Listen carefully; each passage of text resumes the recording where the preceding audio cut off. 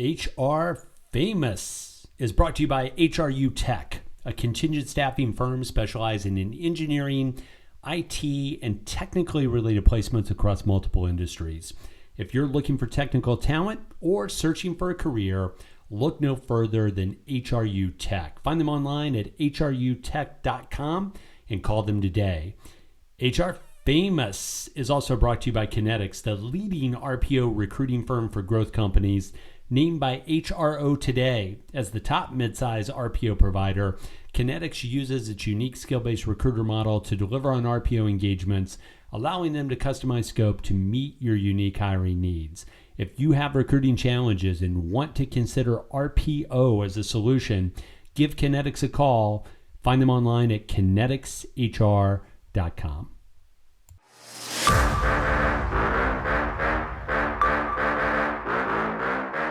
Hey everybody, welcome back to another edition of HR Famous. I'm the hostess with the mostest, Tim Sackett, with my friends, back together again after 2 weeks away. Chris Dunn and Jessica Lee. Guys, how are you doing? Hostess with the mostest, but it's like the host with the most. I'm the hostess. Well, I don't like to get into gender pronouns. That's true. So you just go for the opposite one that everybody expects. I see you, Tim Sackett. You know when I say I host to hostess, I understand one's genetically or gender difference, but I always think of hostess cupcakes. Oh man, I haven't had a Twinkie in so long. You know what though? It's in your mind. It's way better than what it really is, because when you have a Twinkie now, you go, "Why did I ever like this?" Have you ever had deep fried Twinkie? I was about to say those are good. Yes, deep fried or anything deep fried. Oh no, those are good. Anything deep fried is good. But no, people say that about Taco Bell. Like in your head, you're like, "Oh, it's so good," and then you have it, it's not as good. But I disagree. It's still good. Hey, by the way, I had some drunk food on Tuesday night. So went golfing and then it was a beautiful night. And then the guys were like, "Oh, let's have a cocktail on the deck after, at the golf course." And we were there until dark. And on the way home, it was a Taco Bell night. Delicious. KD. Isn't dark in Michigan? That's about 5:40, right?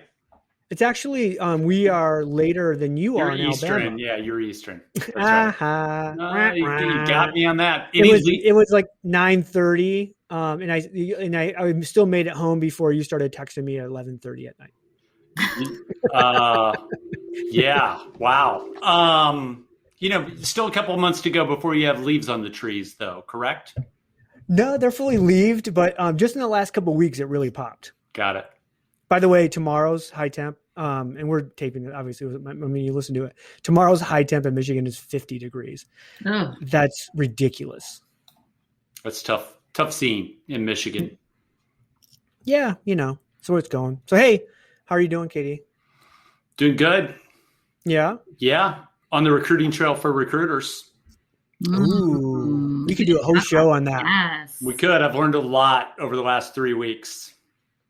Learned a lot about the market. Share one.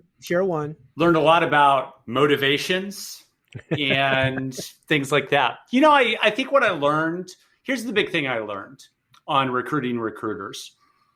We have really experienced recruiters, and then we generally on the less experienced side, 1 to 2 years of experience. So we have that range kind of covered. We might have to bring Tim Sackett in late summer to do a new to the game recruiter class because Timmy triple touch. Well, we all know about the triple Timmy touch, but that's more of a blog post.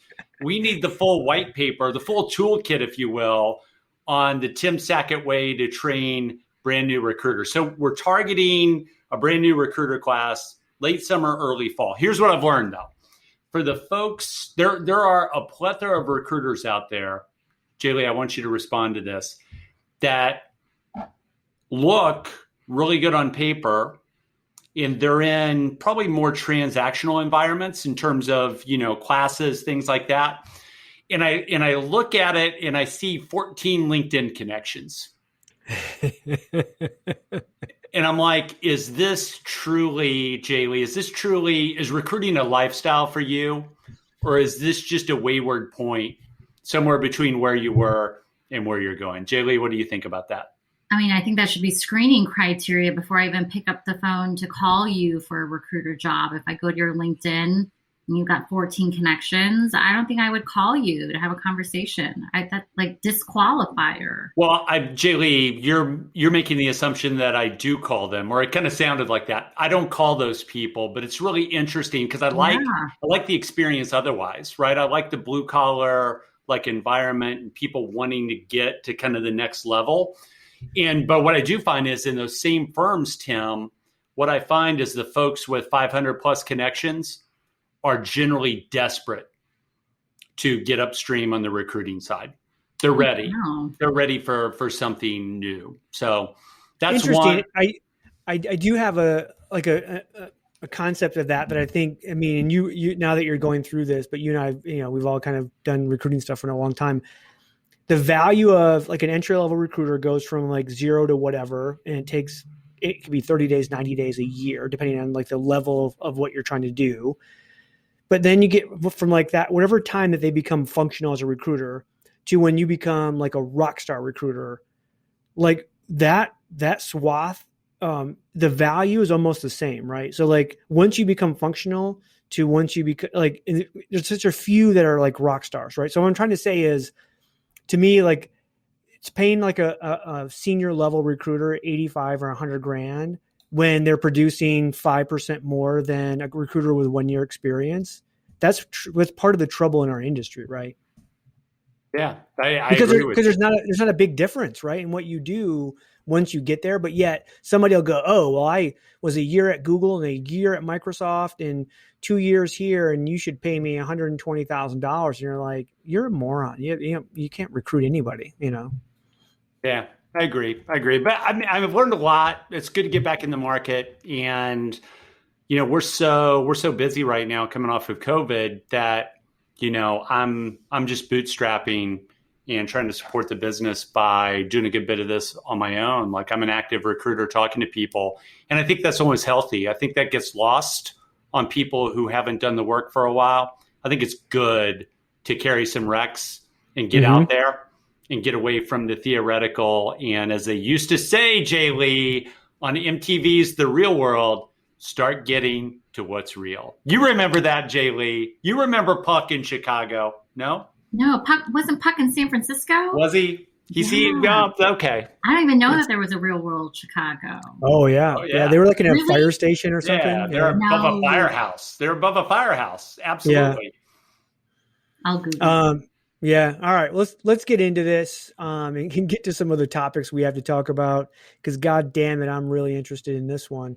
From Inc. magazine. When is it okay to swear at work? By the way, this was written by a friend of the show, Suzanne Lucas, the evil HR lady by trade, one of the bigger influencers in our space, because she stole the best name right off the bat. So anyways, Susan wrote this article for Inc. And the concept was, when is it okay to swear at work? And so I'm going to throw this question. I'll throw it to you first, Jay, because you're working for a big brand in Marriott. And I was Marriott. And is it okay to swear at work, or when is it okay to swear at work in a big, giant enterprise environment? Does it change? Because I know like in my environment, which is smaller and Katie's is small, we probably have different levels of when we can swear and can't swear. Well, I also wonder, does part of it matter, like what kind of job you're in? Not that HR is the morality police, but part of me actually wonders if you asked an HR person versus a finance person, what they might think about what's acceptable. But I think it depends on your leader, the tone and the culture being set at the top. Like me personally, I don't curse. And part of it is like growing up, like I would have got my like butt whooped for cursing. And so it's just not natural for me. And my husband doesn't curse. And so it's awkward for me. I don't, because it's just not in me, but I think it depends on the leader. And I don't know. I don't really love it. I don't care for it. I'm not good at other things. On the best hire ever pod, apparently I cursed too much and KD wouldn't run my episode. KD? I would not run it because I care too much about our audience at Best Hire Ever. It's just, I have standards. I think the whole cursing thing, I think JLee's right. Everybody takes the lead from the leader. And I think even in big organizations, there can be little pockets of cursing that sounds like a smaller company. And I think there are industries with big companies where cursing, I think about Wall Street, some of those things where cursing is probably more the norm. I think the other thing is you almost like these days, you're smart to ask for permission. And there's a lot of different ways to ask for permission. Like, for example, JLee doesn't cuss. Maybe I don't know that, and I'm dealing with her on the team for the first time. I say words to the effect of, hey, and I don't want to curse here, right? Yeah. I don't want to go down that path. And Right. then I'm really asking for her permission. I'm really asking for her to say, it's okay. By all means, Like, please. curse away. And then you kind of, Tim, you kind of get the sense, okay, was that real? Did she curse in her response back to me? Like, how real is it? And then you figure out where you can go. And the last thing, Tim, got to be careful. 2021, you can't be too aggressive, like with the cursing. You can't make the assumptive close that everybody wants it, or it can and will be held against you in some type of claim for a hostile work environment, of which there can be many. Wow, I'm in trouble. If anyone wants to do a hostile work environment, I don't consider myself a big cursor either. And I know when we did like live speaking and we're getting back there like later this fall, but I would always do that. Like, hey, I'm probably going to say some words, right? I would just like put the warning out there. And then like in the SHRM feedback that you would get, it'd be like 3 out of like 100, some comments, 3 would be like, he didn't really have to say the S word. That's because you were talking to HR people, though. I bet at a non-HR forum, you wouldn't get that. Well, but then you go, like, shout out to Jennifer McClure, you go to like a Disrupt HR, and everyone in there is just trying to curse. Like, that's like, hey, here's how I'm going to be edgy in HR. I'm going to start cursing at people, By the way, I think did I pass that feedback along to you when we were vetting you to come talk at Marriott? One of our lawyers, she was screening you and she was like, you need to tell him that he can't curse when he comes and speaks with our people. I think so. I think someone might have said that. But by the way, if anybody appreciates a good curse, it's a GM of a Marriott property. Oh, because they've seen some shit is a thing. Bam. Like that, they're in the weeds, right? Like every single day. So they were more like, hey, this person's more relatable to me than someone like Chris Dunn, who wouldn't curse, that was next door, always had a bigger crowd. Anyways, best story of cursing in the workplace. I have a weird one because it goes back. Do you guys remember when I tried out for that TV show, like the Bar Rescue? Love it. I cannot get more of those clips from your pilot. Like, so hey, it's you slamming a locker or a wall and yelling, "Pay attention!" It's a great cut. When I was going through the process of like auditioning for that show, I had some like producer out in LA, and we're doing like, this is back like before where you did any Zoom. It was a Skype call, and that she was recording. And so I was answering the questions and doing all this, and she's trying to hype me up because like she knows these are just going to go to whoever's selecting the talent. And so we get done, and she's like, okay, we're going to do this again. This time I want you to curse more.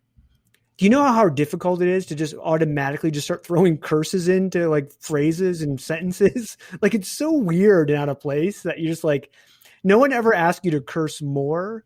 But that was like, to them, that was more edgy, right? By the way, I didn't get the job, so I wasn't edgy enough. Apparently, but I had to do it here. I'm sitting here at my office in the same exact desk setup, and like all of a sudden, I'm like, "F this! I would never do," And I'm just wondering when everybody in the office is like, "Oh gosh, Tim is just killing somebody right now." Hey Tim, that's the thing about cursing is it's got to be authentic. And it's got to be embedded in your brand, in your personal brand, right? Yeah. We've all seen folks that, it's like one of the things like, Jessica said, hey, who's the leader? And is cussing required? And maybe, or not required, but is it encouraged?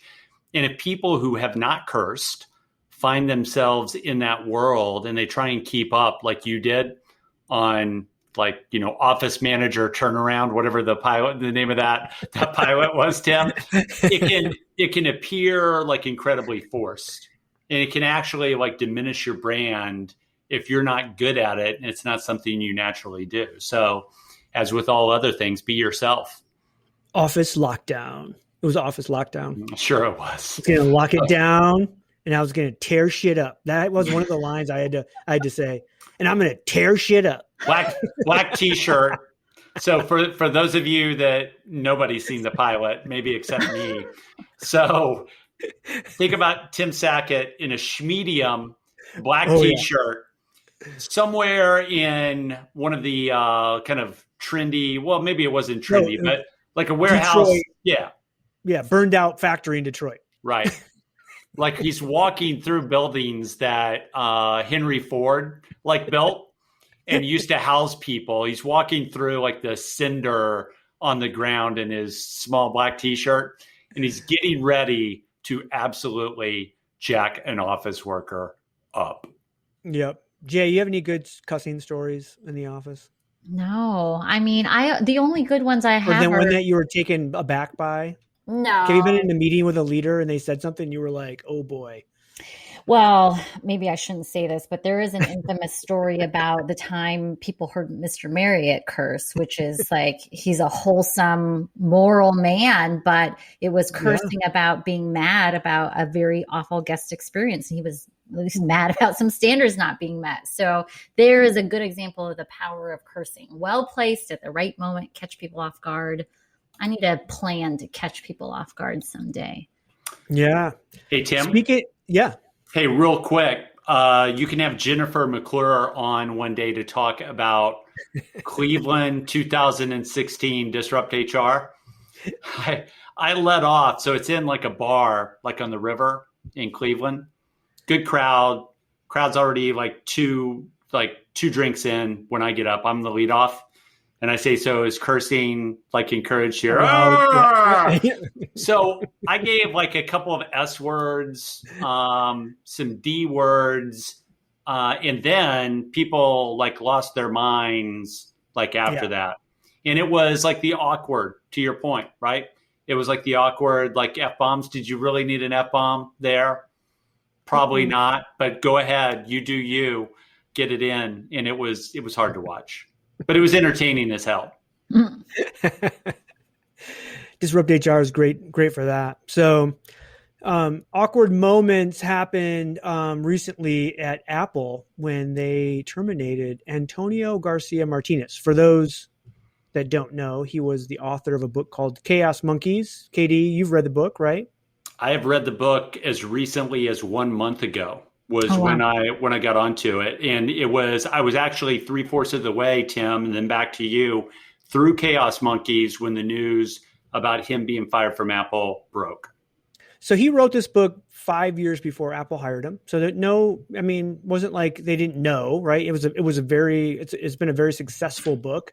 But there's one paragraph out of the book that got him fired because the mob at Apple, and I don't know a better way to say, there was a minority group of Apple employees. And I say minority, I'm not saying like a color or anything, or I'm saying like a smaller number. It wasn't the majority of Apple employees that said, hey, get rid of this guy. There was a small number of Apple employees that decided, hey, this guy's a misogynist and he should not work for Apple. And Apple agreed and they fired him based on a paragraph in his book. And I'm going to read you the paragraph. Most women, now again, KD, this is a fictional book, right? Or is this nonfiction? It's a memoir, right? It's not fictional, but it is written like in a very Hunter S. Thompson-esque way. Okay.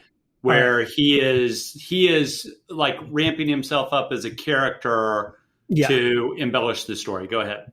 So anyway, there's some fantasy involved with this, right? It's not completely all 100% true. So he's in this part of the book, and now I'm just going to read you the paragraph taken out of context. So most women in the Bay Area are soft, weak, cosseted and naive despite their claims of worldliness, and generally full of shit. They have their self-regarding entitlement feminism and ceaselessly vaunt their independence, but in reality, The reality is, come the epidemic plague of or foreign invasion, they become precisely the sort of useless baggage you would trade a box of shotgun shells or a jerry can of diesel. Really, really bad paragraph about women in the Bay Area. Now, so you would say, okay, hey, gosh, we don't want someone like that working for us. That's an awful person that would write that. But what he was saying is it's out of context because it's all part of what he was trying to explain is that he's kind of fallen in love with this British expert. And so he's putting that in comparison to her, which is this British trader, on the other hand, was the sort of woman you would end up as a useful ally in a post-apocalyptic doing whatever it would work, be it carpentry, animal husbandry, shotgun blast if someone's required doing, blah, blah, blah. It goes on. And so it's this kind of a comparison to this person that he's become enamored with, right?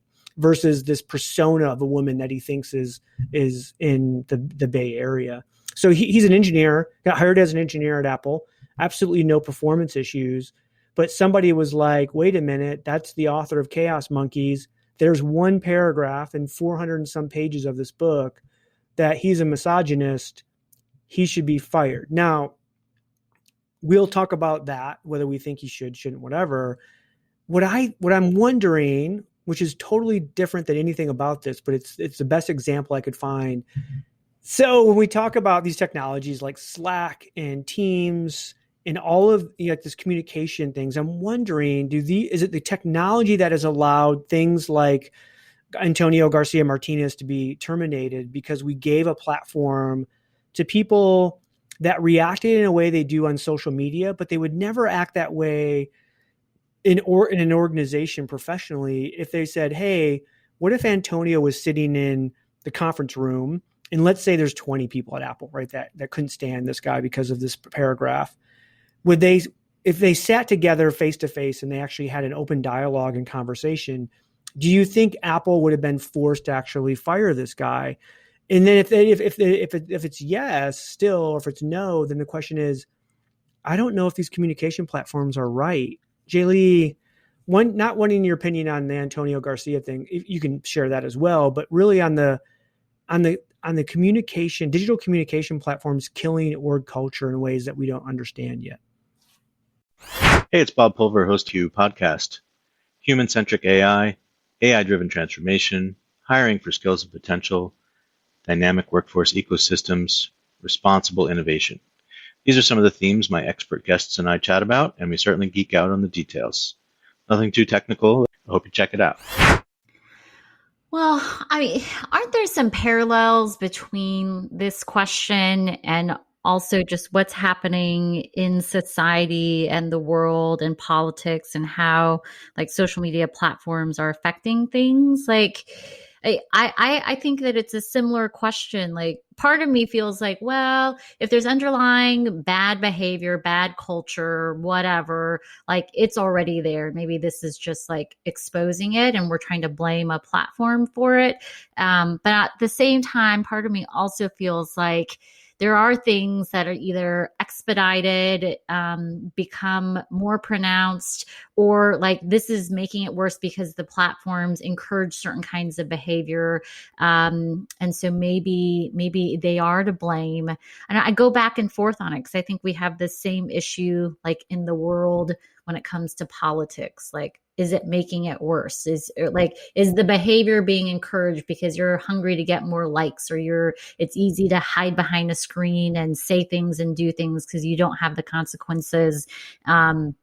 I feel that way sometimes about like video calls too. Like I've observed in the past year, like when you're not in a room together and you can't literally slice the tension in the room, people feel more emboldened to do things, say things, or act a certain way, or they can just turn their camera off and not have to like deal with like that feeling you have when you're in a room together. And I think that there's some of that does happen. That to your question, I think it's worth thinking about. I do think like that's the positive, right? You want your employees to feel emboldened and share, but only within the right context of this is a professional setting where we don't want to like hurt somebody else. Now, again, if you were hurt, right, like the solution is not to hurt somebody back, whatever that might be. Like But to me, it seems like that's the thing. Like we get behind these screens and we just jam out stuff that we would never say in a meeting, that we feel like on Slack or on Teams that we can just say. And then other people are like, oh gosh, Jessica just said that. Well, I'm going to jump in and say a few things. Right. And all of a sudden it goes down this really negative kind of spiraling path where the mob is controlling the culture of the organization. The minority voice within the organization is being, like a smaller group of people are controlling the majority voice. And I think that's these platforms have allowed that to happen. So KD, like, I want to get your opinion. I want to hear you. Like, do you think Antonio Garcia Martinez should have been fired? And, you know, is there a way to use these platforms for good and not evil? Because it seems like we hear the evil examples, not necessarily all the good examples, right? So I've read the book. I really enjoyed the book. It's a top 5 book for me in the last year, and not because of the misogynistic messaging. Yeah. But I think the burden has never been lower on this type of stuff, right? So to your point, like both of your points, we don't have to get in a room now. Like not only like with what Jessica said, it parallels, parallels social media, like a Slack network. And now I'm assuming there's some type of functionality that I don't know about on Slack that can actually do petitions and have employee signatures, which was what it was, right? It was 2,000 plus people signing a petition. And I'm assuming, I'm not a Slack expert, I'm on Ring Central, look it up for those of you that don't know it. But I mean, the burden's never been lower to pile on. And to JLee's point, it's that way everywhere. The burden has never been lower. It's annoying. It is groupthink at its worst. And by the way, you can hate the passage. And as somebody that's read the book, there are more passages that you could quote that would give that same group of employees or maybe a different group of employees concerns. Let me give you an example, Tim and JLee. Yeah. The way he writes is a very disruptive tale of Silicon Valley. So he rips Twitter to shreds. He rips Facebook to shreds in many ways. It's not only a balanced account, because he tried to sell a small company to both Twitter and Facebook. He ended up splitting the baby. 2 of his co-founders went to Twitter, who he like ravaged in the book. He went to Facebook. They kind of split the value, which apparently is a thing for people coming out of Y Combinator, depending on where you want to work, because it's an acqui-hire is what it was. You're hiring the talent. Yeah. Correct. But he rips both of those companies to shred. So you could make the argument that why would Apple hire him knowing like what he had said about both Twitter and Facebook? Here's why. He's a deep, deep, deep subject matter expert in the world of ads. So Apple hasn't done a lot with ads. He did a lot of like really innovative stuff at Facebook.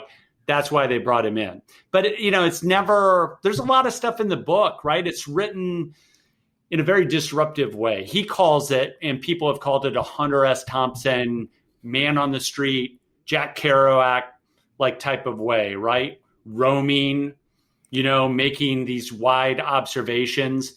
Very entertaining, probably very truthful with the way he thinks about the world. And should he have been fired for the last thing? Tim, I know you're going to get to this. I'll go ahead and say it. Apple should just get ready to pay the man like his money.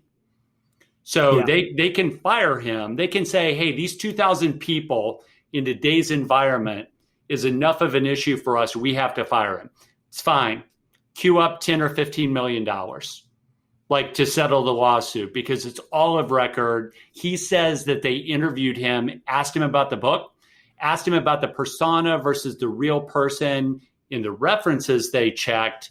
They just have to, they can make that decision, but they've got to pay that man his money. And looming behind all this, you two, and I know you know this, are the Dr. Dre, who's on the board of directors.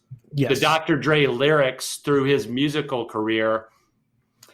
You can't have, you can have it. Hide. You can't, but I think the thing is, you can't have it both ways if you're Apple.